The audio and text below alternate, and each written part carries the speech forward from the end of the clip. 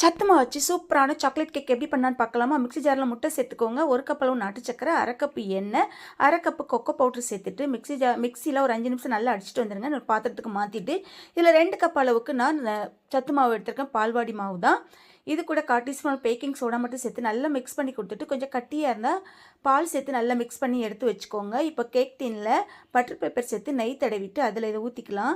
இப்போ ஒரு 10 நிமிஷம் அடுப்பில் மண் சட்டியில் மண் சேர்த்துட்டு சிம்மில் வச்சு சூடு பண்ணிக்கிட்டு இருக்கேன். இப்போ நம்ம ரெடி பண்ண கேக் டின்னை வச்சிடலாம். இதுக்கு மேலே கொஞ்சம் முந்திரி பாதாமும் துருவி சேர்த்துட்டு ஒரு பிளேட் போட்டு மூடி வச்சுட்டு அதுக்கு மேலே ஒரு மூடி வச்சு ஒரு 45 நிமிஷம் நல்லா வேக விட்டு எடுத்துக்கோங்க. மண் சட்டினாக்கில் நீங்கள் ஒரு 40 நிமிஷம் மட்டும் வேக வச்சு எடுத்துட்டு அதுக்கப்புறமா ஒரு 5 நிமிஷம் அந்த ஹீட்லேயே வச்சுருங்க. அடுப்பை ஆஃப் பண்ணிவிட்டு இப்போ நல்லா ஆறுனதுக்கப்புறமா பிளேட்டுக்கு மாற்றிட்டு கட் பண்ணி சாப்பிட்டு பாருங்கள்.